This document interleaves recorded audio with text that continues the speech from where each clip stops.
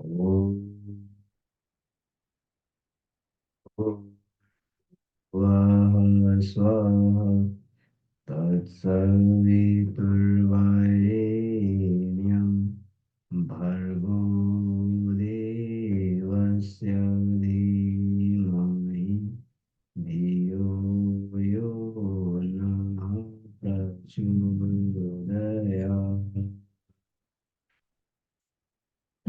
ये सभी को प्रणाम। आज का जो विषय है वो है अन्नमय कोश के रहस्यमय घटक जीन्स। पिछली बार की कक्षा में हम लोगों ने ये चर्चा की थी कि हमारा जो हार्मोनल सिस्टम होता है। भैया आवाज बहुत स्लो आ रहा है। अच्छा भैया, आवाज़ स्लो आ रही है। हाँ, तो बहुत मैं स्लो। देखता हूँ।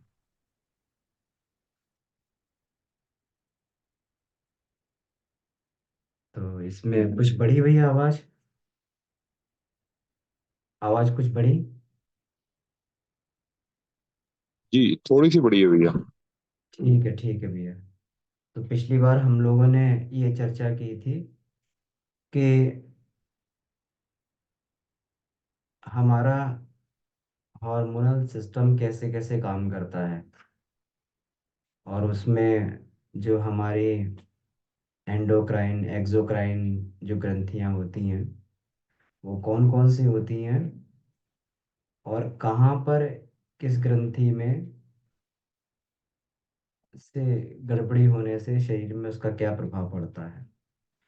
तो इन तथ्यों पर हम लोगों ने चर्चा की थी, और ये हम लोगों ने इसमें ये देखा भी था कि मेडिकल साइंस जो है अभी इसका बहुत ज़्यादा अभी ये नहीं निकाल पाई है कि इसको किस प्रकार से गड़बड़ियों को ठीक करना है। लेकिन अध्यात्म के द्वारा, अध्यात्म की बहुत सारी साधनाओं के द्वारा इसको ठीक किया जा सकता है। गुरुदेव ने जो इसमें ये बताया कि अन्नमय कोश का अगर प्रकटीकरण शरीर में देखना है तो उसके उपकरण को देखना होगा, क्योंकि अन्नमय कोश तो सूक्ष्म होता है, ये आत्मा के साथ में चलता है, एक बायोप्लाज्मिक बॉडी भी जिसको बोलते हैं। लेकिन अगर अन्नमय कोश के उपकरण देखने हैं तो उपकरण यही है जिसको हम लोग ये बोलते हैं,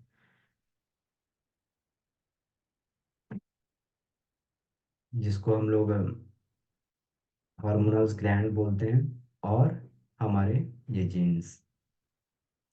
तो आज के इसमें सेशन में हम लोग ये चर्चा करने के लिए जा रहे हैं कि हमारे शरीर के अद्भुत घटक जीन्स का क्या रोल हमारे शरीर में है, और इसको समझना क्यों जरूरी है अन्नमय कोश की साधना में। तो इसको देखते हैं हम लोग। इसको स्क्रीन को शेयर करते हैं, अपनी स्क्रीन को।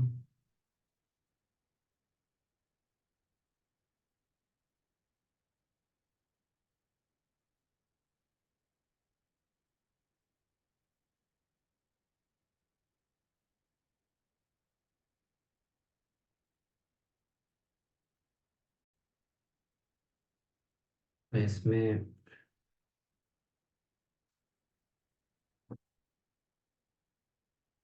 तो इस चैप्टर में जीन्स के रहस्य के बारे में, वास्तव में ये जो है रहस्यमय घटक है हमारे शरीर के।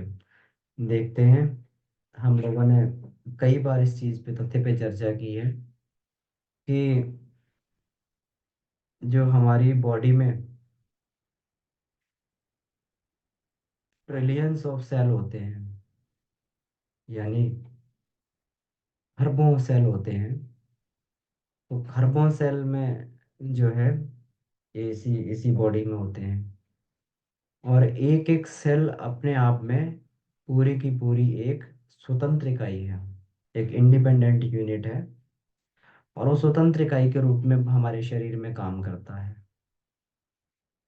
उसकी एक अपनी व्यवस्था है, अपना पूरा मैनेजमेंट है, पूरा का पूरा एक इंडिपेंडेंट सिस्टम है। उसका एक अपना अपना ब्रेन होता है, अपना एनर्जी सिस्टम होता है, सब कुछ अपना है। और ये शरीर से पोषण लेता तो है, लेकिन अपनी प्रक्रिया बिल्कुल स्वतंत्र तरीके से करता है। जो हमारे जो बॉडी सेल्स होते हैं, अलग अलग बॉडी सेल्स, तो बॉडी सेल्स की उनकी संरचना भी अलग अलग होती है। अब इस सेल को थोड़ा सा और इसमें डीप में हम लोग जाके देखने का प्रयास करेंगे। अगर हम लोग ये देखें तो हमारा एक बॉडी सेल की यहाँ पर एक ये चित्र बना हुआ है। इसको मैं थोड़ा और बड़ा करता हूँ।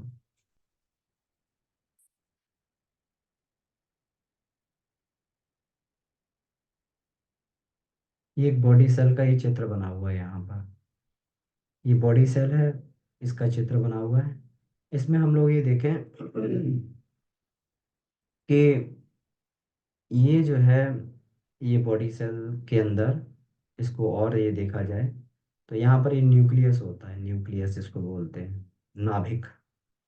न्यूक्लियस होता है, और न्यूक्लियस के अंदर ये छोटा सा जो दिखाई दे रहा है, यहाँ पे क्रोमोसोम्स होते हैं। और ये क्रोमोसोम्स जो हैं, ये डीएनए से मिलके बनते हैं। तो इसमें आगे भी हम लोग देखेंगे इसको।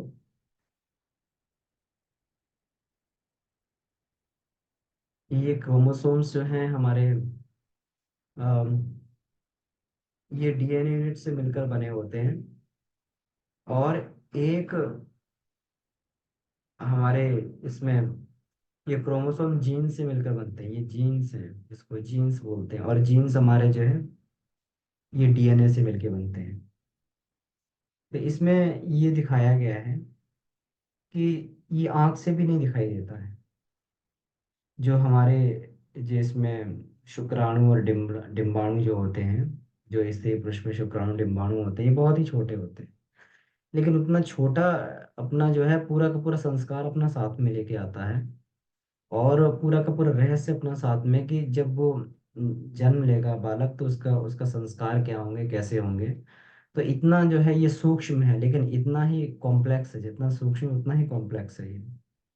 इसमें ये बताया गया है कि हमारा जो है ये छोटे छोटे सेल से मिलके बनता है, और इसमें साइटोप्लाज्म भरा हुआ है। ये सेल की संरचना ये दी हुई है, एक पूरे सेल की संरचना यहाँ पे दी हुई है।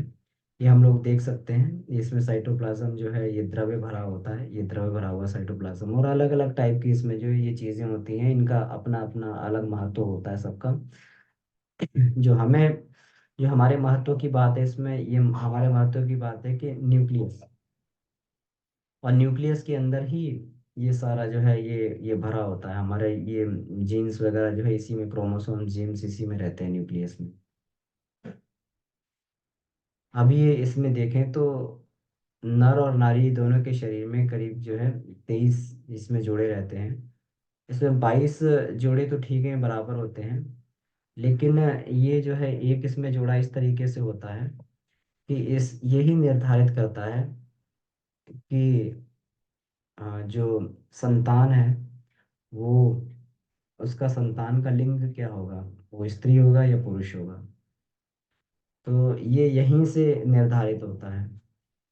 तो इसमें फीमेल का जो होता है, फीमेल का एक्स एक्स होता है।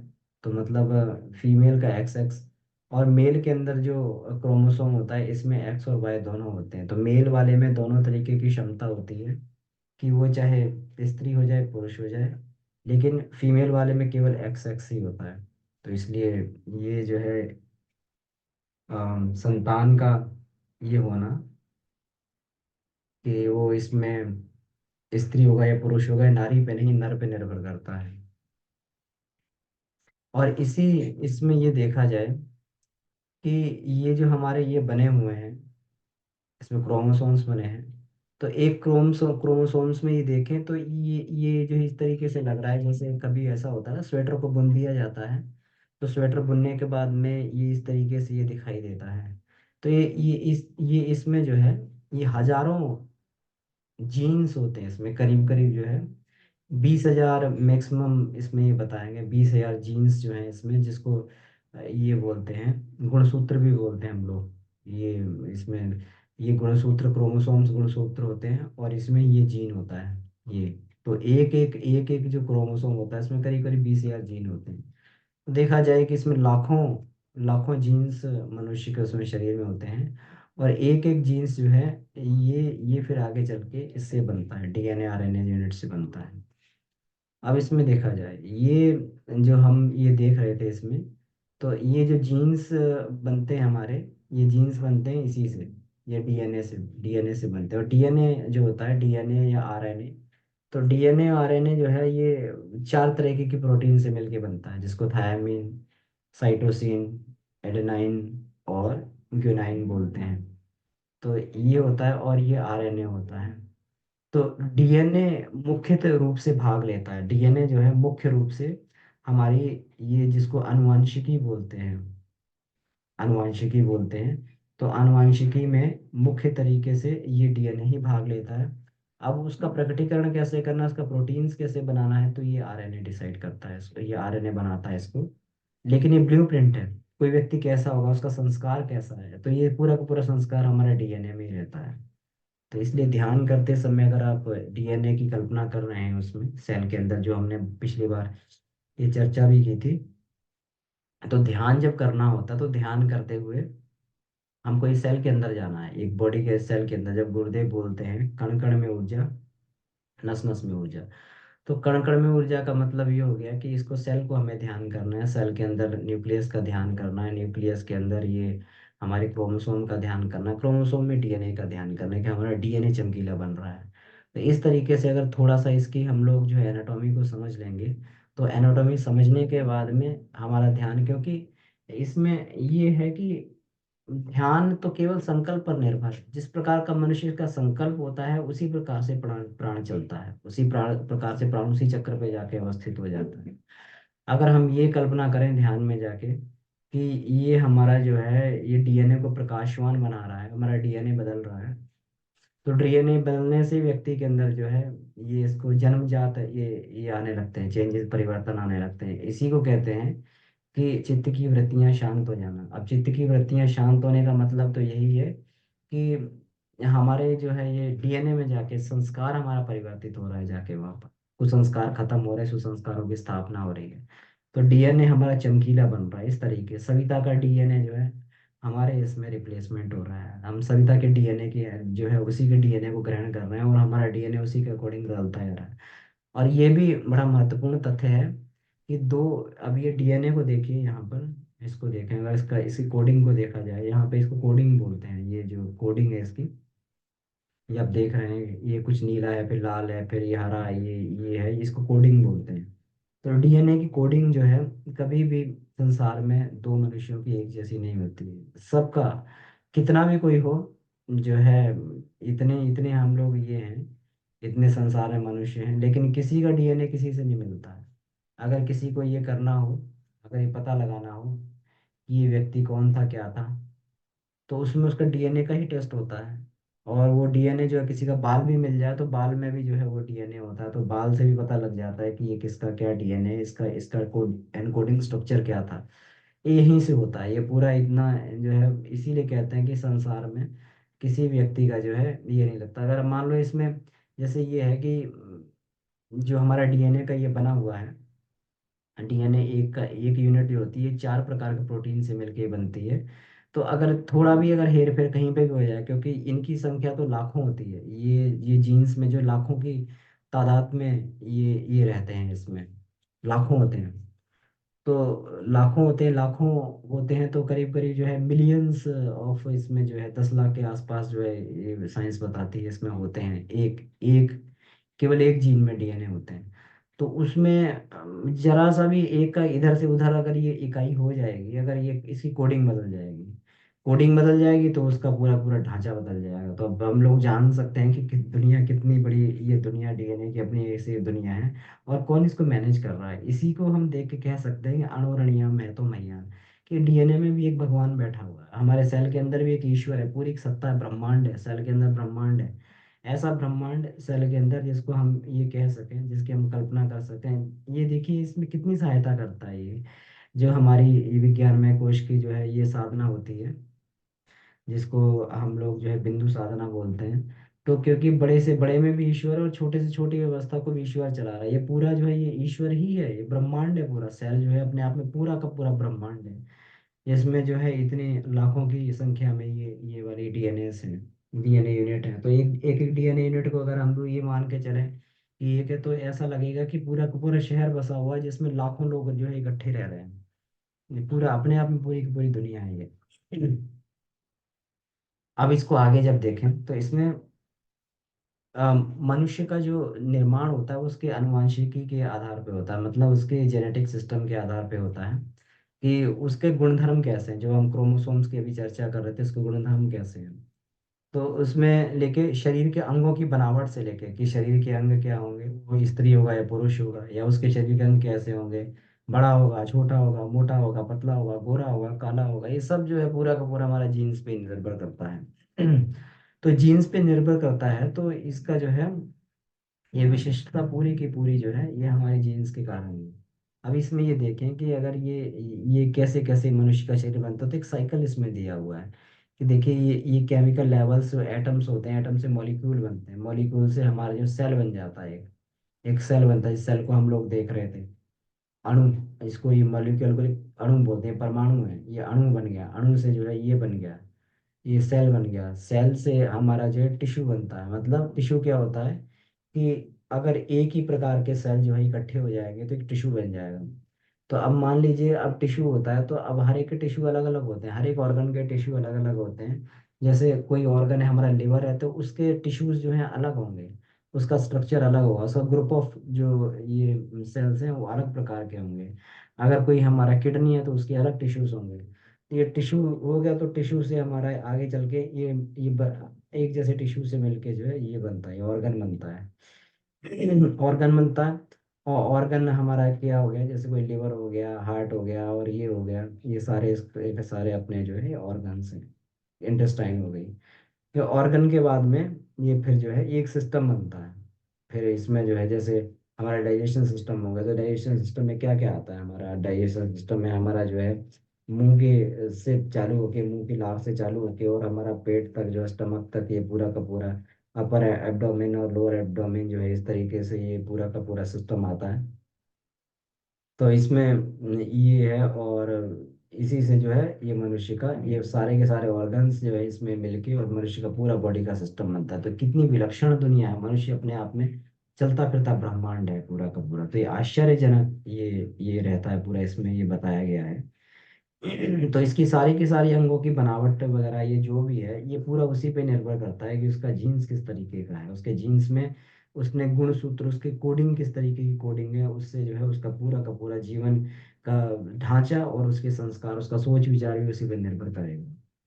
तो अब इसमें ये बताया गया है कि जीन्स जो होते हैं, जीन्स में ये कैपेबिलिटी होती है कि वो बाहर के वातावरण से प्रभावित हो जाते हैं और उससे संस्कार ग्रहण कर लेते हैं। हमारे ऋषि लोग जो है इसीलिए ये बात अब तो ये प्रूव होने लगा है। अब आप ये देखें कि अगर कहीं पर ये जाते हैं, आप कहीं ये चले जाएं तो वहां पर जैसे विदेश में चले जाते हैं, तो विदेश में यूएस वगैरह में वहां पे लोग थोड़ा सा ज्यादा लंबे चौड़े होते हैं भारत के लोगों से, थोड़ा ज्यादा लंबे चौड़े होते हैं, उनकी हाइट अच्छी होती है, वो गोरे रंग के होते हैं। ये सब क्या है, ये पूरा जेनेटिक स्ट्रक्चर पर ही निर्भर करता है। तो इसका मतलब तो साफ साफ हो गया। अब वो लोग जो है जो काम कर लेते हैं वो हम लोग जो है नहीं कर पाते, हम लोग जो कर लेते हैं वो नहीं कर पाते। उन लोगों के शरीर इस तरीके से प्रोग्राम हो जाते हैं कि वो मांस इत्यादि खा के भी जो है उनको कोई बहुत ज्यादा असर नहीं पड़ता। लेकिन हम लोग जो है गर्म प्रदेशों में रहने वाले लोग अगर मांस इत्यादि खाते हैं तो उसमें हमारे ऊपर जो है ये अधिक प्रभाव डालता है। तो जो आसपास का वातावरण होता है ये इसके लिए ये बहुत महत्वपूर्ण होता है। इसके लिए ये जीन्स का परिवर्तन जो के आसपास के वातावरण से होने लगता है। इसीलिए हमारे जो इसमें ये कहते थे ऋषि लोग जो है, ये बताते थे कि आत्मा जो है हमेशा प्रकट होती है तो घर के वातावरण को देख के प्रकट होती है, क्योंकि आत्मा का अपना संस्कार है, उसको उसको संस्कार अपना लेके पूरा घूम रही है, अनुमय कोश लेके घूम रही है। उसको देखेगा कि इस वातावरण में मेरे अनुसार जो है मेरा जो है स्ट्रक्चर बनता जाएगा बढ़िया। तो उसलिए जो है उसमें वो वहीं जन्म ले लेती है। तो कहीं पर जो है जैसे ये होती है जो जहाँ पर जो है घरों का वातावरण खराब होता है, तो वहाँ पे खराब आत्मा जन्म ले लेती है, दुष्ट आत्मा जन्म ले लेती है। और जहाँ पे जो है वातावरण अच्छा है तो वहाँ पे अच्छी आत्माएं, देवात्माएं भी जन्म ले लेती हैं। तो इसलिए पहले हमारे ऋषि मुनि लोग क्या करते थे, वातावरण का बहुत ध्यान रखते थे। खराब वातावरण में जो नहीं, वहाँ पे ये वहाँ पर जो है, जो परिवार में ये देखा जाता था कि वातावरण को हमेशा अच्छा बनाया जाता था। माता पिता अपने को अच्छा बनाते थे, बढ़िया बनाते थे। उससे पहले तपश्चर्याएं की जाती थी। तपश्चर्या करने से, उसमें पहले भी, उस गर्भाधान से पहले तपश्चर्या की जाती थी। पति और पत्नी दोनों तपश्चर्या अनुष्ठान करते थे। और वो करने के बाद में अपने आसपास के वातावरण को ठीक बनाते थे। वो करने के बाद में फिर जो है गर्भाधान संस्कार करते थे। गर्भाधान में जो है फिर वो डिक्लेयर करते थे, अब हम जो है एक संतति की जो जन्म देने के लिए पूरी तरीके से तैयार हो गए। हमारा ढांचा, ये बाहर का ढांचा नहीं, केवल शरीर का। बाहर का ढांचा तो ठीक है, वो अब एक तरीके से सरकार ने उम्र भी निर्धारित कर दी है कि 18 और 21 साल उम्र होनी चाहिए लड़की की, 18 21, तब उनका जो है ढांचा सही बन पाता है। लेकिन हमारे ऋषि मुनि लोग तो इससे ऊपर की बात कहते थे। वो कहते थे कि जो जो व्यक्ति जो है, अगर कोई खराब मनस्थिति का, उसे तो संतान पैदा करनी नहीं चाहिए। इसीलिए पहले डिक्लेयर किया जाता था समाज में कि अब समाज को मालूम पड़े कि भाई समाज में एक नया सदस्य जुड़ने आ रहा तो किस प्रकार का होगा। तो डिक्लेरेशन किया जाता था समाज पर, उसी हिसाब से उसको जो है ये देते थे, एग्रीमेंट देते थे, हाँ तुम संतति के लिए पूरी तरह के उपयुक्त हो। इतना बढ़िया सिस्टम था हमारे यहाँ। इसीलिए तो ऐसे होते थे, जो चाहते थे वही इंसान हमारे यहाँ पैदा हो जाते थे, उसी तरीके के जैसा चाहते थे वैसी संतान पैदा कर लेते थे हमारे यहाँ। इतना वैज्ञानिक सिस्टम था। आजकल तो, और हम लोग जो है क्या करते हैं, मजाक उड़ाते हैं अपनी संस्कृति का कि यहाँ कुछ भी नहीं है, ये सब पिछड़ी हुई है, ये सारा कुछ है वो। और वहां पे देखिए विदेशों के लोग इसको सबको ग्रहण कर रहे हैं। वो लोग, पहले तो वो लोग कहा करते थे कि ये जो है वेदों में, और ये क्या, ये गडरियों के गीत हैं, गडरियों के गीत बोला जाता था। लेकिन उन्हें जब ये बात समझ में आने लगी, गडरियों के गीत नहीं है, ये तो एक पूरी रहस्यमय, एक बहुत हाई लेवल की साइंस है, जिसको जो है हम लोग अभी पकड़ भी नहीं पाए हैं, जिसके तो हम सिरे पे भी नहीं पहुंच पाए। उनको समझ में आया और उन्होंने वो करना चालू कर भी दिया। वो लोग अपने गर्भ संस्कारों, ये सब चीजों से जुड़ने लगे। लेकिन हम लोग तो अभी भी जो है उसके मद में डूबे हुए हैं कि हम बहुत एडवांस हो गए हैं, हम जो है बहुत ये, हम इन सब चीज़ों को मानते नहीं हैं। ये सब चीज़ें कुछ नहीं होती हैं। मानने से सच्चाई का भी ऐसा नहीं है कि हम आंखें बंद कर लें तो सच्चाई समाप्त हो जाती है। आंख बंद करके ये नहीं होता। कबूतर जब कभी जो है पेड़ पे बैठा होता है तो बिल्ली आती है, तो कबूतर आंखें बंद कर लेता है कि बिल्ली मेरे सामने से भाग गई। बिल्ली उसके सामने से नहीं भागती, उसको केवल बिल्ली नहीं दिखाई देती है और बिल्ली जो है उसको खा लेती है। तो हमारी आंखें बंद करके जो है सच्चाई नहीं जाती। ये तो चीजें इतना ही प्रभावित करती हैं आज जो हम लोग ये देख पा रहे हैं। हमारे माता पिता भले ही वो इस परंपराओं से परिचित नहीं थे, लेकिन उनको इतना शिक्षित थे। मैं ये कहना चाहता हूँ, भले ही हमारे यहाँ साक्षरता का रेशो बढ़ा है, उस समय निरक्षर लोग हुआ करते थे, लेकिन अशिक्षित लोग उस समय नहीं थे। अशिक्षित नहीं थे वो लोग, बहुत शिक्षित हुआ करते थे। उनको इतना जो है, इतनी उनके अंदर जो है वो कैपेबिलिटी थी, इतनी इतनी उनके अंदर समझदारी थी। वो कभी, सबसे पहले तो कभी भी जो है किचन में बिना नहाए धोए नहीं घुसते थे। हम जब गांव में जाते थे, हम अपने ग्रैंडफादर को, ग्रैंड मदर को, ये सब उनको देखते थे, अपने अपनी माँ को भी देखा करते थे। तो जैसे जब भी मम्मी वगैरह जब इसमें आते थे, इसमें उसमें आते थे, गांव में आते थे, तो वैसे भी हमेशा ये रहा कि बिना नहाए धोए किचन में कभी नहीं जाते थे। किचन में नहीं जाते तो किचन में भी जाने से पहले कब क्या कच्चे चौके हुआ करते थे, इसको भी हम लोग अब जो है, पहले ये बताते थे कि अब एडवांस होके हम पक्के घर बनाने लगे, लेकिन वास्तव में हमें पता लगेगा कुछ दिनों के बाद में कि हम कितनी बड़ी बेवकूफ़ी करते हुए जा रहे हैं। और फिर लोग जो है कच्चे घरों में ही आना चालू कर देंगे। तो अब ये देखिए कि मतलब उस समय क्या होता था कि चौके लगाए जाते थे रात में। हमने देखा है हमारी माँ और दादी वगैरह, वो लोग जब किचन में, वो सुबह के लिए जो है पूरा चूल्हा साफ करके और चौके को, उसको गाय के गोबर से लिपाई कर देते थे, उसको चौके की पूरी लिपाई। एक एक मिट्टी आती है, उसको पोता मिट्टी बोलते हैं, उससे पूरा चौका लीप देते थे। और उसको फिर गोबर से जो है पूरी उसकी लिपाई हो जाती थी। सुबह फिर नहा धो के साफ सुथरे चौके में उसमें जाते थे। जो माताएं बहनें उस समय उसमें अशुद्ध अवस्था में रहती थी, वो चौके में घुसती भी नहीं थी उस समय। तो उतना देखिए, इतनी शुद्ध वातावरण था, इतना वैज्ञानिक हमारे यहाँ वो था, वो लोग जानते थे कि अगर थोड़ा भी हम लोग ये करेंगे तो ये कितना बड़ा कुप्रभाव परिवार में पड़ जाएगा। वो ऐसा नहीं था कि वहाँ पे, इसीलिए वहाँ पर जो है जॉइंट फैमिली रहती थी, एक एक लोग, एक ही परिवार में 60-60 लोग रहते थे, 4-4 पीढ़ियों तक लोग इकट्ठा रहा करते थे। ये कहाँ से बन गया? ये सब वातावरण का प्रभाव था। और यही वातावरण का प्रभाव जो है, ये संस्कार हमारे जीन्स ग्रहण करते हैं। इसीलिए जो पुराने लोगों के जीन्स में जो चीजें थी, जिनको हम लोग जो पिछड़ा हुआ बताते हैं, उन लोगों के जीन्स के अंदर जो चीजें थी वो हमसे बहुत ज्यादा विकसित थे। और जो है वो बहुत ज्यादा वो थे। किसी दिन हमें समझ में आएगा, जब हमें जो है धीरे धीरे हम लोग आगे बढ़ेंगे, पराकाष्ठा पे पहुंच जाएंगे अपने भौतिकवाद की। और जब हम सब कुछ खो चुके होंगे, उस समय हमें समझ में आएगा। लोग पक्के घरों को तोड़ तोड़ के कच्चे घर बनाना चालू कर देंगे, फिर दोबारा से उसी फूस वाले घर में रहना चालू कर देंगे। वहीं पे कहते हैं कि कच्चे घर में, एक तो कच्चे घर वैज्ञानिक रूप से बहुत बढ़िया है, वहाँ ना तो एसी की जरूरत पड़ती है, ना उसमें जो हीटर की जरूरत पड़ती है, इतना बड़ी उसमें बड़ी टेक्निक है। और फिर जो है मिट्टी में एक बहुत बड़ा गुण होता है, वो हमारे शरीर के विषयों को सोखती रहती है।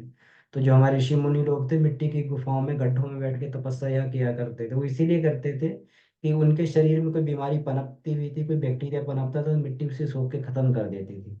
लोग इसीलिए स्वस्थ भी रहा करते थे। तो ये यहाँ पे ये चर्चा करने का मतलब केवल और केवल इतना है कि हमारा जीन्स जो है संस्कार को ग्रहण कर लेता है। ऐसे नहीं कि मतलब पहले हमारे गुरुकुल परंपराएं चलती थी कि घर के वातावरण से निकाल कर बच्चे को, जैसे ही किशोरावस्था में प्रवेश करते थे, उनको उठा के वहां पर भेज दिया जाता था। उनको वहां पर उठा के ये भेज दिया जाता था इसमें।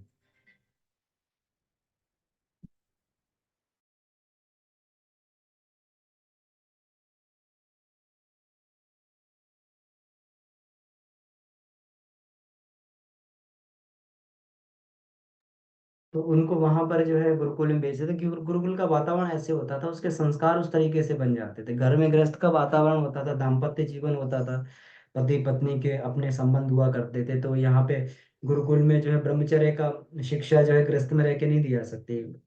गृहस्थ में, इसीलिए आज की पीढ़ी का ब्रह्मचर्य का जो है स्तर बहुत कमजोर पड़ रहा है, क्योंकि गृहस्थ में रह के जो है उस तरीके से व्यक्ति जब ये एक्टिविटीज को ये देखते हैं बच्चे, तो उस तरीके से, क्योंकि यह सब कुछ बहुत बहुत ओपन हो गया, बहुत खुला हो गया है सब कुछ। जो पहले चीजें बहुत उसमें रखी जाती थी, गुप्त रखी जाती, वो बहुत कुछ खुली हो गई, सब ओपन सब कुछ है आजकल। बच्चे को मोबाइल फोन में, और जो है पति पत्नी का, और उसमें, और ये समाज में बहुत सारी चीजें सब देखने को मिलती हैं।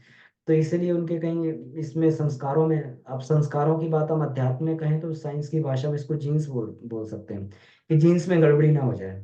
तो ये जो है, इसीलिए उसको ये भेजा जाता था। तो अब अन्नमय कोश में हम लोग इसकी चर्चा क्यों कर रहे हैं? अन्नमय कोश में हम लोग इसकी चर्चा ये इसलिए कर रहे हैं क्योंकि अन्नमय कोश में यही किया जाता है। अन्नमय कोश में आहार प्लस विहार को बदला जाता है। आहार का मतलब अपने खाने को बदलें, क्योंकि खाने से भी हमारा ये बनता है। और विहार में जो है हम लोग अपने इसको बदलें, और विहार में हम लोग अपने रहने सहने की ढंग को, और अपने जो वातावरण को, इस सबको बदलने का प्रयास करें। जो उसमें आसन, उपवास, तत्व शुद्धि और तपस्या की ये होती है, तपस्या में यही किया जाता है, अपने वातावरण को बढ़िया बनाया जाता है। तो यही इसमें ये बताया गया है कि अपने पूर्वजों से मिलने वाली विशेषताएं जो है, यही हमारा जेनेटिक सिस्टम होता है। इसी के आधार पे हमारे जो रंग, रूप, नेत्र, त्वचा, खून, लंबाई, चौड़ाई, सब इसी के ऊपर डिपेंड करता है सारा का सारा। आइए इसमें आगे देखते हैं। अब इसमें देखा जाए, अब ये देखिए, ये भी कितना बढ़िया इसमें बात गुरुदेव ने इसमें बताई हुई है। तो अभी तक ये तो समझ चुके हैं कि अन्नमय कोश में जीन्स का क्या है। तो इसको इस तरीके से समझा जाए कि जीन्स जीन्स जो है हमारे उपकरण है अन्नमय कोश के। जैसे टूल्स होते हैं ना, टूल्स, इंजीनियर इंजीनियर होता है, तो इंजीनियर का एक टूल बॉक्स होता है अपना, उसको ठीक करने का। जैसे कोई ये होगा, कोई इंजीनियर जो उसका होगा, उसका जो है कोई सिविल का होगा, तो उसके अपने टूल्स होंगे, उसका अपना जो हथौड़ा होगा, और अपनी जो छेनी होगी, वो अपने तरीके के वो सिविल वाले काम के होंगे। जो ये होता है, जो अपना बढ़ई होता है, उसके अपने तरीके, कारपेंटर के अपने तरीके के टूल्स होते हैं।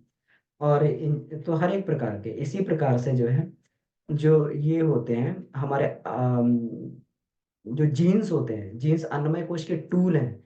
जैसे वो इंजीनियरिंग को अप्लाई कैसे करेंगे, अप्लाई कैसे होगा इंजीनियरिंग को?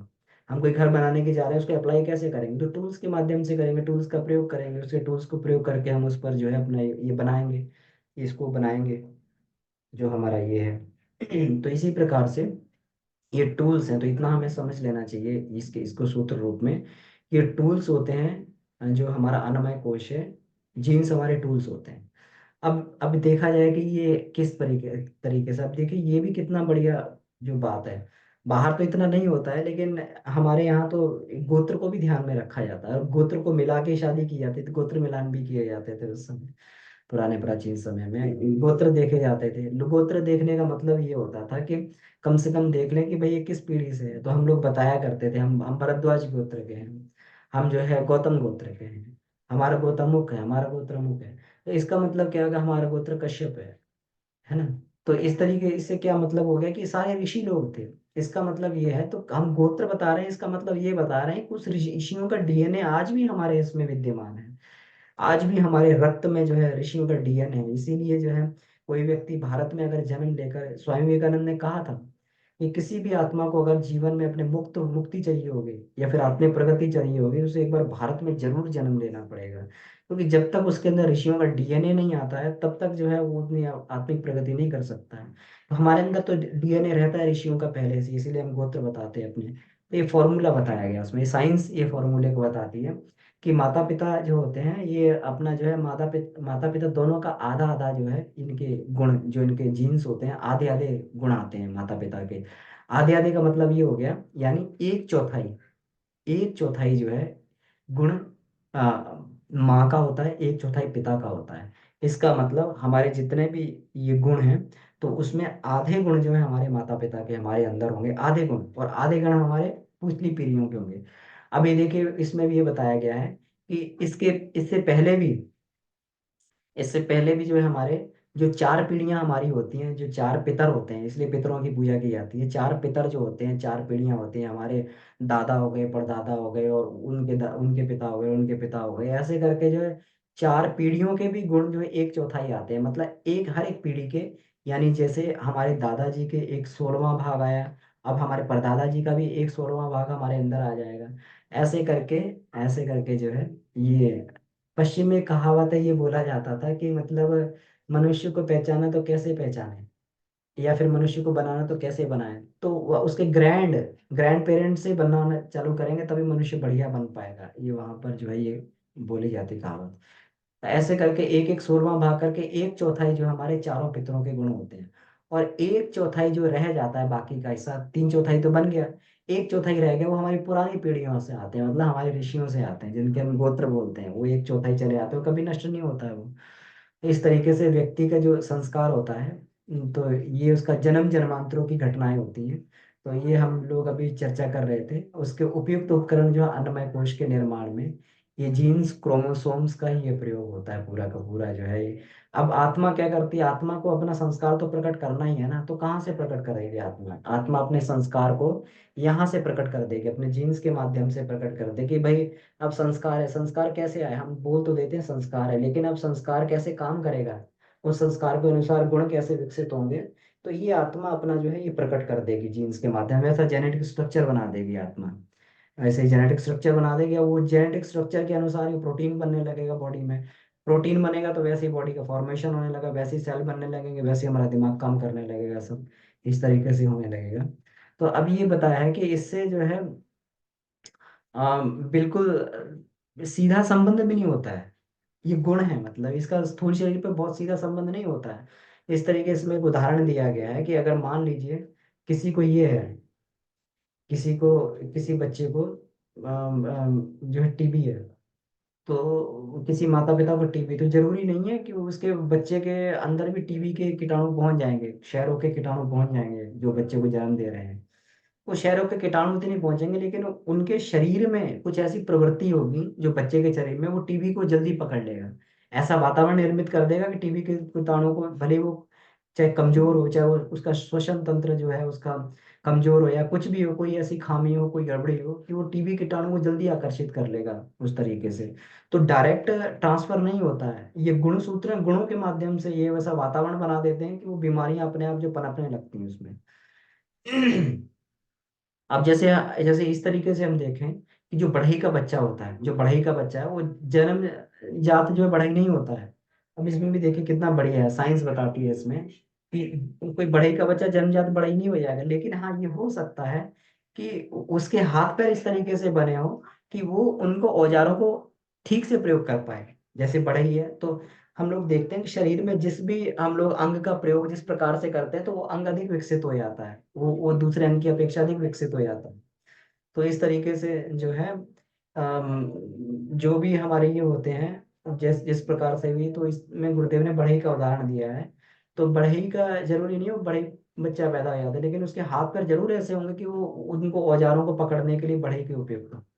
तो जीन्स का सीधा संबंध जो है हमारे शरीर से तो नहीं होता है, लेकिन ये है कि व्यवहार से नहीं, लेकिन शरीर में जरूर उस तरीके से कुछ कुछ सिम्टम्स उसमें ये बैठने लगेंगे, ताकि उसको जो है ये ये सही रूप से उसका प्रयोग ये कर पाए। इसी तरीके से हम लोग जब ये कहते हैं कि ब्राह्मण के हम लोग अब जाति से, अब देखिए विज्ञान क्या कहता है इसमें, हम जातिगत ये मान लेते हैं ब्राह्मण क्या पैदा हुआ तो ब्राह्मण होगी, उसमें ब्राह्मण की दक्षता नहीं होगी। लेकिन हाँ ये जरूर है कि जीन्स उसमें ऐसे हों कि वो ज्ञान को उस तरीके से प्राप्त कर ले, वो सतोगुणी हो, उसका इंटरनल जो है वो उसको डिमांड करे, सतोगुण की डिमांड करे, या उसके अंदर ऐसे ये हो जीन्स हो कि वो ग्रहण ज्ञान को ग्रहण कर ले। तो ज्ञान को तो ग्रहण ही करना पड़ेगा, उसको तो वो करना ही पड़ेगा, लेकिन उसके संस्कार इस माध्यम से हुए उनको जल्दी कैच कर लेगा। इसीलिए जो है ब्राह्मण के घर पैदा हुआ अच्छा ब्राह्मण हो सकता है, लेकिन ब्राह्मण होता नहीं है। शूद्र के पैदा हुआ एक शूद्र हो सकता है, लेकिन वो शूद्र हो सकता है, लेकिन वो शूद्र होता नहीं है। तो ये जो है इसी तरीके से शूद्रों के बड़े बड़े ब्राह्मण पैदा हो गए, ब्राह्मणों के घर जो है बड़े बड़े राक्षस पैदा हो गए हैं। रावण जो था कहाँ, पपलस्ती ऋषि थे, इतने बड़े ऋषि थे, उनका नाती था पूरा। तो ये डिपेंड करता है केवल अपने संस्कार के ऊपर। इसमें ये कहा गया कि पौष्टिक भोजन से अन्नमय कोश सुदृढ़ नहीं होता, वरन इसके विपरीत अन्नमय कोश की सुदृढ़ता से ही भोजन का परिपाक और कारण का आधार बनती है। तो हम लोग कहें कि हम बहुत अच्छा खा लें तो हमारा अन्नमय कोश बढ़िया हो जाएगा, तो ये डिपेंड नहीं करता यार। ये जबकि अन्नमय कोश जिस तरीके से होगा उसी तरीके से जो है हमारा ये सिस्टम काम करेगा, और वैसे ही हमारा ये बनेगा। अब इसमें कुछ उदाहरण दिए हुए हैं, जैसे कुछ बीमारियां इस तरीके की, जैसे मेडिकल साइंस कहती है कि जो जेनेटिक सिस्टम में जो हमारे बीमारियां होती हैं तो उनका उनका जो ट्रीटमेंट करना बहुत मुश्किल होता है। वो जीन्स में जो एक बार घुस गया, वो जीन्स में घुसने के बाद में फिर उसको निकालना बहुत मुश्किल होता है, उसका जो है वो नहीं निकलती। जेनेटिक बीमारियां मुश्किल से ठीक होती हैं। आजकल साइंस जो है ये कर तो लिया है, इसको खोज कर लिया, बहुत पैसा इसमें खर्च होता है, लेकिन फिर भी पूरी तरीके से कोई अगर जेनेटिक बीमारी तो ठीक नहीं हो सकती। अब इसमें ये बताया गया है।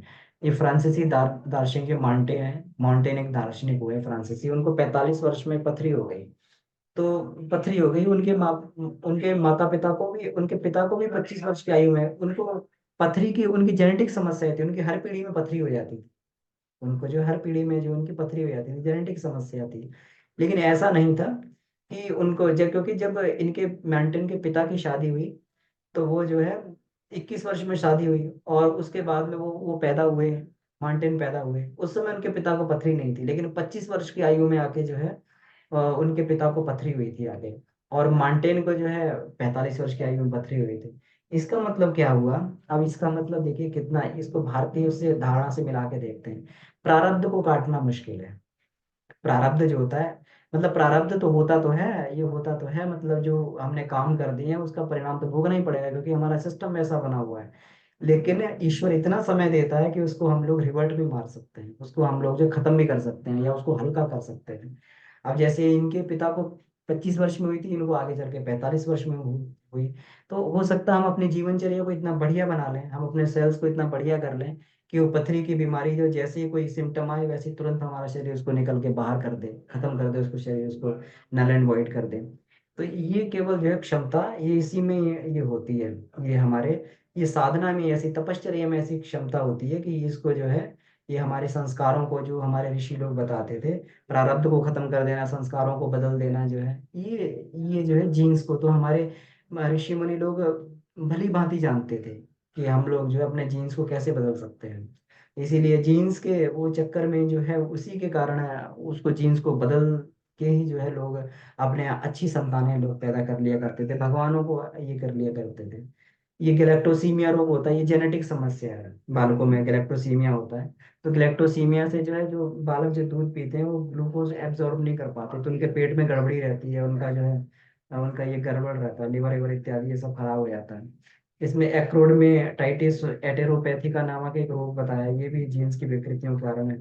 अब इसमें ये भी है कि आज साइंस जो है जीन्स में तरक्की कर रही है, एक दूसरे के जीन्स मिला के जो है, जैसे मान लीजिए अभी हम क्रॉस ब्रीडिंग करते हैं, तो क्रॉस ब्रीडिंग में अब साइंस ने किया तो है, भले ही उसके दुष्परिणाम हमारे सामने आ रहे हैं, जैसे इसमें गाय इत्यादि भैंस इत्यादि में ये क्रॉस ब्रीडिंग किया उन्होंने जो है, कि जो जर्सी नस्ल के जो सांड था उसको दूध बढ़ाने के लिए जो है भारतीय नस्ल से उसे क्रॉस ब्रीड करवा दिया, तो उसमें एक दोगली नस्ल पैदा हो गई। एक जो है, तो अब दूध बढ़ा कि नहीं बढ़ा वो अलग बात है, लेकिन नस्ल जरूर खराब हो गई। तो इस तरीके से जो है इसका ये सब जीन्स का ही प्रभाव है, माता पिता के आधे आधे गुण दोनों आ जाते हैं उसमें। तो अभी गुरुदेव ने ऐसा लिखा हुआ है कि अगर मान लो भविष्य में ऐसी पॉसिबिलिटी बन गई, अगर साइंस ने कोई सी टेक्निक खोज ली कि मतलब जैसे राइजोबियम बैक्टीरिया जो है दाल इत्यादि में होता है, दलहनी पौधों में होता है, या फिर ढैंचा वगैरह के पौधे होते हैं जो किसान लोग जानते हैं, वो ढैंचा वगैरह जो होता है ये पौधे होते हैं, उसकी जड़ को खोद के देखो तो उसमें जो है छोटे छोटे छोटे छोटे उसमें गांठें होती हैं, उसकी जड़ में गांठें होती हैं, वो गांठों के अंदर राइजोबियम बैक्टीरिया रहता है। जैसे ये होता है दलहनी फसल होती है, मूंग की फसल होती है, उड़द की फसल होती है, जितनी दलहनी फसल होती है उनके उसमें जो राइजोबियम बैक्टीरिया होता है, तो राइजोबियम बैक्टीरिया क्या करता है, वो वातावरण के नाइट्रोजन को लेकर उसको यूरिया में बदल देता है। यूरिया में जो हम यूरिया ऊपर से टॉप ड्रेसिंग करते हैं, फसलों में लगाते हैं यूरिया, यूरिया जो है फसलों की बढ़ोतरी के लिए बहुत आवश्यक रहती है, अगर यूरिया नहीं लगाएंगे तो फसलें बढ़ेंगी नहीं। तो वो जो है उसको फोटोसिंथेसिस में और उसमें मदद करती है, तो उसमें आगे बढ़ता है, इसको ये उर्वरक के उसमें आता है। तो ये आजकल बहुत यूरिया का प्रयोग होता है, सरकार ने नैनो यूरिया वगैरह भी ये सब निकाला है उसका, कि यूरिया का प्रयोग, फर्टिलाइजर का प्रयोग कम से कम हो। तो ये गुरुदेव भी कहते हैं कि अगर मान लो अगर हम इस तरीके से कर दें कि ये राइजोबियम बैक्टीरिया जो है, इसका इसका जीन्स उठा के जो है हम, जो धान गेहूं ज्वार बाजरा इत्यादि होते हैं जिनमें राइजोबियम बैक्टीरिया नहीं होता, तो उनमें रहने वाले बैक्टीरिया में अगर वो जीन्स डाल दिया जाए, तो वो भी फिर राइजोबियम बैक्टीरिया की तरह काम करने लगेंगे।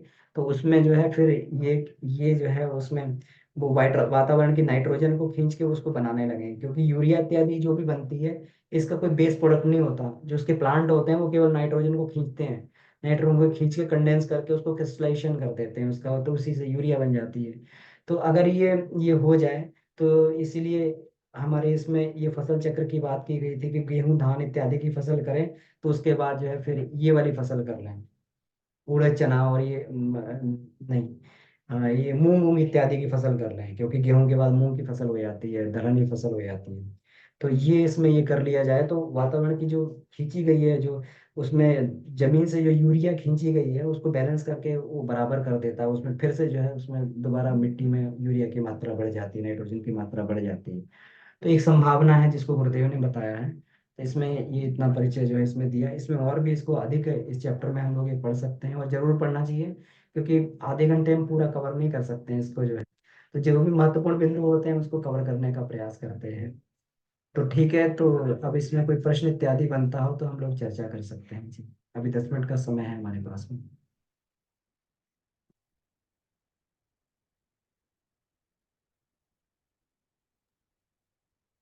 कोई प्रश्न बनता हो या कोई अपना अनुभव बताना हो, साधक लोग इसमें जुड़े हुए हैं, सबके अपने अपने बढ़िया बढ़िया अनुभव हैं, तो एक दूसरे से अपने अनुभवों की चर्चा कर सकते हैं जी। भैया प्रणाम। जी मनोज भैया हमारा प्रणाम। हाँ, एक प्रश्न एक पहले भी आपसे पूछे थे कि एक फैमिली है जिसका मैंने हर मैंने 58 वर्ष में उनके फैमिली में किडनी की बीमारी हो जाती है और डायलिसिस से और उनकी मैंने 1 से 2 साल के अंदर मृत्यु हो जाती है। हर मैंने देखा जा रहा है कि उनके पिताजी को ऐसा ही हुआ, उनके बड़े बेटा को वैसा ही हुआ, उससे छोटे बेटा को ऐसा ही हुआ। तो इस तरह की भी उनके बीमारी होती जा रही है, वो मात्र रिटायरमेंट के 2 साल पहले होती है। तो इसका जो है आपसे पूछे भी था, बोले थे कि नहीं इसका आगे हम बताएंगे। तो क्या जीन्स जो है, क्या वो लोग उनको उनका क्वेश्चन आया था कि क्या हम लोग कैसे अपने को बचाएं आने आगे वाले जनरेशन को, तो इसके जी, बारे में क्या भैया? जी। तो ये साइंस को जो आपने देखा होगा तो बहुत सारी चीजें तो भैया आपको अपने आप इसमें क्लियर हो गई होंगी कि इसको बदला जा सकता है ना जीन्स को। तो इसमें लेकिन हमें अन्नमय कोश की जो साधना, जो क्रिया योग है, आसन हो गया, उपवास हो जी गया, है ना, जी तत्व जी शुद्धि हो गया, तपश्चर्या, जब हम क्रिया योग पढ़ेंगे तो ये चारों के जी चारों क्रिया योग अगर वो करेंगे, है ना, और जी तपश्चर्या जो गुरुदेव ने 12 तपश्चर्या 12 तप बताए हैं, तो उसमें से कुछ तप करेंगे तो निश्चित जो है वो इनके जी जीन से ये बीमारी खत्म हो जाएगी, उनका संस्कार बदल जाएगा। ये पूर्वजों से उनके जो चली आ रही है ये चीजें, लेकिन जी उसको खत्म नहीं कर पा रहे क्योंकि वो पद्धति को जानते नहीं। जब वो जी उस भैया। पद्धति को अपनाएंगे वो, तो अपने आप ये खत्म हो जाएगा, संस्कार बदल जाएगा। जी भैया जी जी। ठीक तो ठीक। ये हम लोग आगे जब इसमें बस अब आने वाले हैं थोड़ी सी, अब इसमें अन्नमय कोश का परिचय चल रहा है, फिर इसके क्रिया योग पे हम लोग आएंगे, और क्रिया योग में हम लोग ये चर्चा करेंगे इसकी, आसन उपवास तत्व शुद्धि और तपश्चर्या की हम लोग चर्चा करेंगे कि किस जी प्रकार से जो है ये इसके पूरा सिस्टम जो है अपना अलग से काम करना चालू कर देता है। जी भैया जी। जी धन्यवाद। जी भैया, धन्यवाद। तो ये बहुत ही अद्भुत है, जो चीज हम लोग कहते हैं असंभव है, असंभव वाली चीज भी संभव बन जाती है इसमें, ऐसा है। प्रणाम भैया। उमा दी प्रणाम। जी। हाँ भैया, सबसे पहले तो मैं ये एक व्यक्तिगत व्यक्तिगत क्वेश्चन है आपसे कि भैया इतना समय आप कहाँ से निकाल लेते हो? मैं यही सोचती हूँ कि सुबह क्लास की होस्टिंग करते हैं, फिर अभी देन अभी इवनिंग में भी हो जाएगा, बीच में भी आपके बहुत सारी चीजें होती है, मैं समझ नहीं पा रही हूँ आप कहाँ से इतना समय निकालते अम, इसमें अपनी तो कोई वो नहीं है दीदी, ऐसा रहता है कि अ, बस ये मान के चलते हैं कि हम तो उपकरण है, हमें गुरु जी का काम करना है। तो वो गुरु जी कैसे करवाते हैं, क्या करवाते हैं, कैसे बोलते हैं, तो बस इसी तरीके से हो पाता है। लेकिन हम 1 डेढ़ घंटा प्रतिदिन अपना सुबह का स्वाध्याय जरूर करते हैं, बिना गैप किए उसे जो है, तो प्रतिदिन उस स्वाध्याय जरूर करते हैं, और वो उतना समय ऐसा होता है कि 1 घंटे की स्टडी जो है 4 5 घंटे की स्टडी के बराबर होती है। कोई व्यक्ति दिन में अगर 4 5 घंटा पढ़ेगा, सुबह 1 घंटा पढ़ ले, तो उसमें बहुत क्लियर होता है। तो सुबह का समय हम जरूर स्वाध्याय करते हैं दीदी, उसी में अपने थोड़ा थोड़ा नोट्स वगैरह बनाते रहते हैं प्रतिदिन। ये संडे की क्लास के लिए रोज प्रतिदिन थोड़ा थोड़ा पढ़ते हैं, हैं? जी और भैया। उसको पढ़ के अपना थोड़ा थोड़ा नोट्स जो है अपना बनाते रहते हैं उसमें। कभी कभी होता है तो ग्रुप में भी उसको पोस्ट कर देते हैं, जो चीज़ हमें बढ़िया लगती है उसमें। और थोड़ा सा जो है, जो प्रतिदिन की क्लास होती है थोड़ा उसके बारे में पढ़ते हैं, तो टाइम को अपना डिवाइड कर लेते हैं, जैसे 1 घंटा 1.5 घंटा हमारे पास, आधा घंटा शाम के लिए पढ़ लिया, आधा घंटा जो है संडे क्लास के लिए पढ़ लिया, और जो क्लासेज हैं थोड़ा थोड़ा उसके लिए पढ़ लिया, तो ऐसे करके काम चल जाता है। जी भैया। और एक अभी भैया वो पूछे ना किडनी के बारे में, भैया अगर जैसे मैं तो डॉक्टर नहीं हूँ, इस ग्रुप में जुड़े हुए हैं डॉक्टर भैया लोग हैं इसमें जिनकी चर्चा आप करते हैं या वो रहते भी हैं, लेकिन एक जी। रेगुलर रूटीन का जो मैं चर्चा घर में सुनती हूँ कि अगर ऐसा है तो आफ्टर 35 कम से कम शुगर और बीपी रेगुलर चेकअप चाहिए उनका, ये अन्नमय कोश की साधना करते हुए भी, क्योंकि ज्यादातर किडनी में मैं देखती हूँ बच्चे जो चर्चा करते हैं कि बीपी और शुगर को बहुत कंट्रोल रखना चाहिए, तो इसके लिए शुरू से ही उनको थोड़ा सा 35 के बाद जागरूक रहना चाहिए, मेरे ख्याल से जो मैं इन लोगों का चर्चा सुनती हूँ। तो ये चीजें मेरे मन में आया कि बता दूं अगर शायद ऐसे करने से कंट्रोल हो सकता। बिल्कुल। बिल्कुल दीदी, आपने बहुत अच्छा पॉइंट इसमें रखा है। देखिए, दीदी की दोनों बेटियां एमबीबीएस डॉक्टर है, रिसर्च लेवल पे हैं, तो बिल्कुल सही कहा दीदी आपने जी। हाँ अमन भैया, इस पे हम बोलना चाहेंगे कि वो जो परिवार में जो एक घटना घट रही थी, तो इनके जो छोटे वाले बेटे हैं जो अभी 2 साल बाद रिटायर करने वाले हैं, तो ये बहुत कॉन्शियस थे, ये क्या जानते थे कि इस तरह घटना हमारे परिवार में घट रही है। तो ये पारस में जाके और हर 6 महीना पर वो मेडिकल चेकअप कराते थे। मैंने पारस हॉस्पिटल पटना में जाते थे और हर 6 महीना में पूरा परिवार का, वैसे वो रजिस्ट्री ऑफिस में बड़ा बाबू है, तो जाके वहाँ पूरा चेकअप कराते थे पूरी फैमिली का। और चेकअप कराने के बाद में जो है वो मैंने रिपोर्ट भी आता था, तो और बाकी रामदेव बाबा का भी वो मेडिसिन मैंने कंटिन्यू लेते लेते थे। मैंने उनका जो है एलोवेरा क्या क्या होता है उनका, वो मैथी गौमूत्र जो होता है उसका भी ना, अपने शरीर को एकदम मैंने नहीं चाहते थे कि कोई तरह का प्रॉब्लम हो।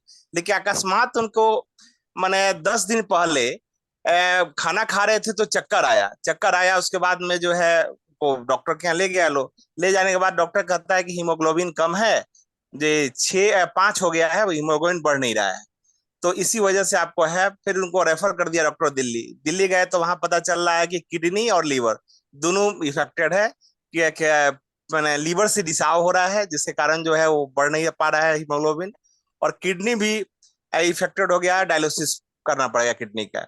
तो घबरा गए, वहां अभी एडमिट हैं, अभी वहां काफी मैंने समझिए कि परेशानी से गुजर रहे हैं। तो वही वो घटना, उनकी पत्नी जो है, उन लोग सबको पता था कि यही घटना होता है।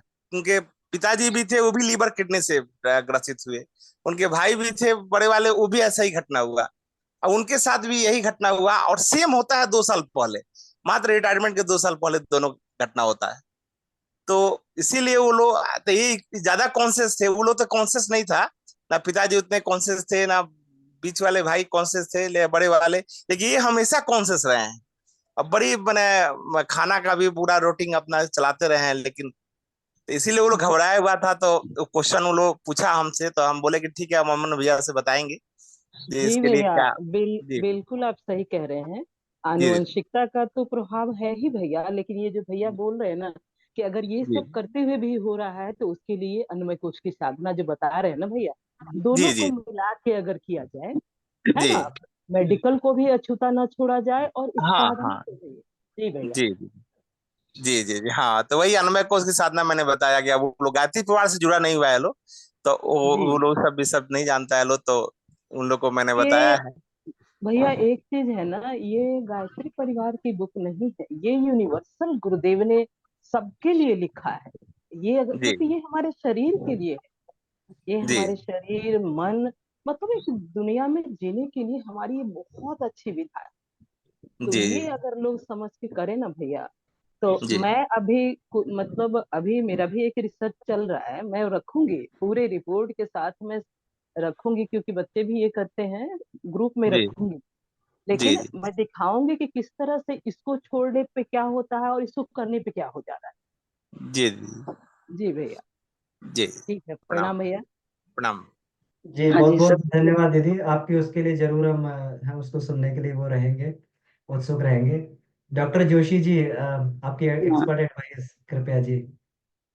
जी, सभी को प्रणाम। बहुत सुंदर सुंदर टॉपिक चल रहे हैं। गुरुदेव अब वैज्ञानिक अध्यात्मवाद को पूरा प्रमोट कर रहे हैं अभी, जैसे हेमलता बहन जी और सब लोग लगे हैं अपने अपने हिसाब से, और सबको काम दिया है गुरुदेव ने अलग अलग। तो ये जो अभी भाई साहब जो केस बता रहे थे, इसमें ये भी हो सकता है कि उन्होंने पहले कोई जेनेटिक डिजीज ऐसी होती हैं कि जो इसका सेंटर, ये एम्स वगैरह में जो बड़े हॉस्पिटल्स हैं, रिसर्च इंस्टीट्यूट्स हैं, वहां पर सारा जेनेटिक काउंसलिंग होती है। उससे पता भी चलता है कई बार कि कोई ऐसा जीन तो नहीं है जो कि ये सब करता हो। और दूसरा, सूक्ष्म कारण भी होते हैं भैया, जितना हम लोग समझ पा रहे हैं ना, हम लोग ये सब चीजें तो ऊपर के लेवल पर जानते हैं, सिर्फ शरीर के लेवल पर मॉडर्न मेडिकल साइंस जितना समझ पाया है कि ये सावधानी रखो वो रखो। कितने केसेस हमने कोरोना काल में भी ऐसे देखे कि ऐसे ऐसे लोग थे कि ना चाय पीते थे ना कुछ होते थे, मतलब इतना सावधानी रखते थे, लेकिन वो जो है कोरोना को वो नहीं कर पाए झेल, मतलब उनका शरीर छोड़ना पड़ा। और कई लोग ऐसे थे। तो ये बड़ा रहस्यमय है, और सूक्ष्म कारण भी बहुत सारे होते हैं। ये जो हमने देखा अभी, मतलब जितना समझा है जितने लोगों को, तो सूक्ष्म कारण हो तो उन पर भी जाना पड़ेगा। तो सिर्फ वही नहीं है, क्योंकि ये आयुर्वेद में एक लास्ट में एक वो होता है, आखिर में इलाज समझ लीजिए, कि पहले तो ये सुपरफिशियल सब चलते हैं, आयुर्वेद तो वैसे उसके लेवल पर भी काम करता है, आत्मा तक। उस मन बुद्धि और आत्मा सारे, वो सिर्फ शरीर के ऊपर काम नहीं करता। लेकिन दैव व्यपाश्रय, एक दैवी भी वो एक समझ लीजिए आप, उस भाषा में कहें तो श्राप होता है। अब सॉरी, लेकिन गुरुदेव ने ही लिखा हुआ है। ये सब चीजें भी बहुत सारे हम लोगों ने देखी कई परिवारों में इस तरह की चीजें। तो उसका क्या कारण है, उसका निराकरण क्या है? तो दैव विपाश्रय में पूरे 10 स्नान और क्या क्या कराया जाता है। और दूसरा एक सब्जेक्ट है वो एपिजेनेटिक्स, ये जो अभी आजकल बहुत ज्यादा रिसर्च का फॉरेन कंट्रीज में भी है, कि जीन्स को आप एक्सप्रेस होने से, मतलब अगर कोई ऐसा जीन है भी एपिजेनेटिक्स में यही कि उसको आप एक्सप्रेस होने से बचा सकते हैं, मतलब वो अपना वो नहीं कर सकता। मान लीजिए डायबिटीज चल रही है किसी फैमिली में, तो ये योग विज्ञान में इसमें बाबा रामदेव जी और सभी लोग जितना भी लोग रिसर्च कर रहे हैं, ये कह रहे हैं कि जीन्स को बदला जा सकता है, मतलब लेकिन बदला नहीं, लेकिन उसको एक्सप्रेस होने से वो बीमारी को बाहर निकलने से उसको बचाया जा सकता है। लाइफ स्टाइल चेंजेस और ये सब चीजों में इस पर काफी आजकल लेक्चर्स वगैरह भी चल रहे हैं, एपिजेनेटिक्स आप लोग देख लेंगे। तो ये सारी चीजों से खान पान, लाइफ स्टाइल, सोच विचार, उसमें सबसे बड़ा है कि सोच विचार और उससे हो रहा है। तो बहुत सारे लोगों ने अपने कैंसर भी ठीक किए हैं, क्या क्या बीमारियां ठीक कर डाली हैं, रिवर्सल ऑफ डिजीजेस थ्रू इन सब चीजों से जो गुरुदेव ने हमें सब बताया। तो इसके बहुत ज्यादा मतलब सिंप्लीफाई करके बताने की जरूरत है। तो ये बड़ा सब्जेक्ट है, आगे हम लोग फिर समझेंगे। लेकिन अभी जो आप बता रहे थे ना कि गोबर के, और अब तो यहाँ पर हरियाणा में भी कई ऐसे इको विलेजेस बनने लगे हैं जो फॉरेनर्स को आकर्षित करते हैं। इको फ्रेंडली उन्होंने हाउसेस बना दिए हैं गोबर से और लकड़ियों से और इससे लीप के। बिल्कुल ना वहाँ एसी की जरूरत है ना कुछ है, फॉरेनर्स वहाँ रहने आते हैं और खूब सारा किराया देते हैं और बड़े खुश होते हैं। तो इसकी जरूरत है। अब लोग कई अपने मकानों के वहाँ जिनके पास जगह नहीं है, वो तोड़ तोड़ के खाली कच्ची जमीन बना रहे हैं, मतलब निकाल रहे हैं कि उसमें 2 घंटे हम लोग पैर रख के बैठ जाएं, क्योंकि अर्थ एनर्जी बहुत ज्यादा जरूरत है सबको, जो कि बॉडी के लिए बहुत ही फायदेमंद है। तो इस पर बहुत सारे काम हो रहे हैं अब। और अब देखिए वैदिक प्लास्टर आ गया है, गोबर का और इन सब चीजों का इको फ्रेंडली वैदिक प्लास्टर आया हुआ है, जो कि एक पॉजिटिव एनर्जी देते रहता है। और ये वर्ल्ड वॉर के टाइम भी ये पता चला था कि गोबर के लिपने से जो है परमाणु विकिरण जो है वो नहीं करता, इफेक्ट नहीं करता। ये सारी चीजें अभी पता चल गई हैं। तो इन पर भी हमें ध्यान देना होगा, अगर कोई कर सकता है तो अपने बना ले ऐसे। और कई जगह अभी फॉरेन में भी एक ऐसे विलेजेस बन गए जहां पर बिल्कुल लाइट भी नहीं है, अब तो उन्होंने ऐसे भी कर दिया है बिल्कुल झोपड़ियां बना के रहने लग गए हैं। और वो सब क्योंकि वो भौतिकवाद से इतना ऊब गए, इतना परेशान हो गए कि वो हमारी लाइफ स्टाइल पे चले गए हैं। और वृंदावन विलेजेस बन रहे हैं, देखिए हंगरी और कौन कौन अमेरिका के कंट्रीज में, जहाँ पर पूरी हमारे ब्रज की लाइफ स्टाइल गाँव की बिल्कुल वो रख रहे हैं, उसी ढंग से चल रहे हैं और बड़े खुश हैं। ये तो लंबा टॉपिक है, तो बहुत पर इंटरेस्टिंग है। तो सबको प्रणाम, धन्यवाद। ये डॉक्टर साहब भी कुछ कह रहे हैं। हाँ, अभी मैं जी। कल डॉक्टर हमारे ईश्वर शरण पांडे जी जो हैं तपोभूमि में, उनका एक इंटरव्यू सुन रहा था कि आप आज के युवा को, आज की जनरेशन को क्या सजेस्ट करेंगे। उन्होंने एक बहुत ही सुंदर उसका उपाय बताया कि 1-2 एकड़ जमीन हो, उसमें 5-6 हट्स सेंटर में बनाई जाए, चारों तरफ वृक्ष लगाए जाएं और लोगों को उसमें आकर्षित किया जाए। यही मतलब उनका जो अभी मैडम बोल रही थी कि गोबर के उसमें लिपाई हो, वो हो, लाइफस्टाइल बिल्कुल डिफरेंट हो। तो मेरे ख्याल है आने वाले समय में हमें ये वैदिक जो हमारी रहन सहन की वो थी, उसको अपनाना पड़ेगा। इसके अलावा मेरे ख्याल में बहुत कुछ हो चुका जो लोग भी, हम लोग समझते हैं कि अगर ये इस तरह की आज की युवा पीढ़ी को हम लोग कुछ, सभी लोग इस तरह से उदाहरण पेश कर सकेंगे, कल को हम इस तरह के रास्ते पर चल सकेंगे, तो ये बहुत ही अच्छा आगे के लिए हमारे लिए भी और समाज के लिए भी होगा। बहुत बहुत धन्यवाद आपका। समय हो गया है काफी है। बहुत अच्छी चर्चा चल रही है, ये चलती है आगे, फिर कोशिश करेंगे। धन्यवाद, बहुत बहुत प्रणाम। जी जी डॉक्टर साहब, बिल्कुल। आप इसमें रहते हैं तो हमें आपकी एक्सपर्ट एडवाइजेज मिलती रहती हैं। जो है, क्योंकि आप दोनों की पराकाष्ठा पे हैं, अध्यात्म और विज्ञान दोनों को ही आपने जो है बहुत ही गहराई से पकड़ा है। तो और ऐसे भी हमें मिलती रहेगी। और सभी साधक इसमें मुझे लगता है कि बहुत ही उच्च कोटि के और विशेष इसमें साधक जुड़े हुए हैं। बड़े अच्छे अच्छे समाधान इसमें निकलते हैं। अभी डॉक्टर साहब ने बताया, तो डॉक्टर साहब कभी अभी फ्यूचर में हुआ तो मैं गांव से ही हूँ, अभी भी गांव में रह रहा हूँ मैं।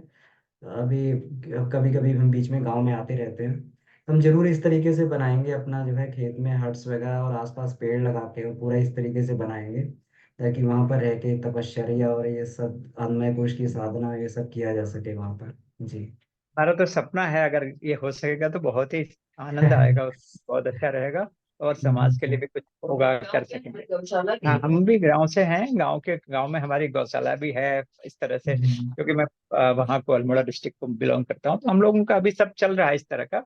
लेकिन ये जो लाइफ स्टाइल है वो हमारी इसी तरह की हुआ करती थी। आज से 70-75 साल पहले की बात बता रहा हूँ मैं। तो आज भी वहाँ वो चीजें फॉलो होती है। बहुत बहुत धन्यवाद। आगे मिलते हैं। हम जरूर चलेंगे आपके एरिया में, अवलखेड़ा में भी उस एरिया में चलेंगे, और वहाँ अगर इस तरह से जैसे हमारे डॉक्टर ईश्वर शरण पांडे जी बोल रहे थे 2 दिन पहले, मैंने परसों ही उनका इंटरव्यू सुना था, तो उनसे मिलने का भी बहुत मन कर रहा है, और हमारे इस रास्ते पे चलने का हमारा बहुत मन है। बहुत बहुत धन्यवाद, प्रणाम।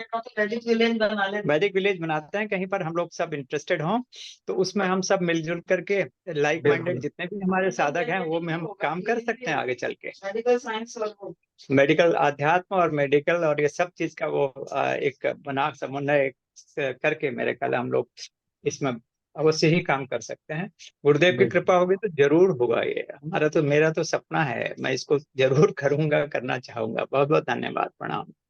जी, बहुत भैया बहुत प्रणाम। धन्यवाद। एक विचार जी मैं भी ये करूं, हमारी छोटी वाली, बड़ी वाली तो जी चूंकि अपना पीजी करके अपना यहाँ क्रिम्स में है, अभी पीजी कर रही है, लेकिन छोटी वाली का एक पता नहीं, वो शुरू से ही गुरुदेव से इतना प्रभावित है। अभी अभी वो पीजी की तैयारी कर रही है, लेकिन वो कहती है कि मेरा जो हॉस्पिटल होगा वो ईंट और सीमेंट का नहीं होगा, कि मैं ऐसा जगह चाहती हूँ माँ जहाँ मड, बिल्कुल मिट्टी से बना हुआ झोपड़ी, जहाँ एक आरण्य का रूप ले। वो कहती है तो शायद इस प्लेटफॉर्म पे उसको ये मौका मिल जाए। आप लोग सब जब सब मिलके करेंगे तो सहयोग से सब एक दूसरे का ये करके हो सकता है हम वैसा आरण्य बसा ले। यंग बच्चे इस तरह के जो जिस बता रहे हैं आप, बिटिया का जो ख्याल है, वो मेरे जी ख्याल है बेंगलोर में ही है ना बेटी आपकी? जी जी हाँ, तो हम लोग मिलना चाहेंगे उनसे कभी। आप अभी अभी तो हम गुड़गांव दिल्ली में हैं, हम मिलना जी। मैं चाहेंगे। और इस तरह की जो बच्ची का जो ख्याल है, मेरा ख्याल है ये हमें, जो हम लोग आज ये अभी चर्चा कर रहे हैं, इसमें हम उसको भी बहुत बल मिलेगा। और हमारा जो साधक ग्रुप है, ये जो हम लोग जिस पर आप चर्चा कर रहे हैं अभी, जो मिलजुल के हम लोग बीच बीच में हमारी इस पे बीच बीच में आ करके ये चर्चाएं हो रही हैं। आज आपने जी बहुत ही हमारे मन की दिल की बात कह दी है। ये जो बिटिया का, छोटी बिटिया का जो आपने बताया है, हम भी, जी मेरी भी बेटी डॉक्टर है, यूएस में है वो, लेकिन उनको भी हम आगे लाएंगे, खींचेंगे उनको, हम इस प्रोग्राम में लाने की कोशिश करेंगे। वो इस समय कार्डियोलॉजिस्ट है, उसने एमबीबीएस और एमडी यहाँ दिल्ली से किया हुआ, और उसके बाद वो यूएस में है अभी, उसका हस्बैंड भी रेप्टोलॉजिस्ट है। तो हम जी इन सब बच्चों को लाएंगे, क्योंकि जी हमारी कंट्री में हम लोग यहाँ से ही चलाएंगे सारी, और यहाँ से ही नहीं दुनिया में ले जाएंगे फिर हम लोग।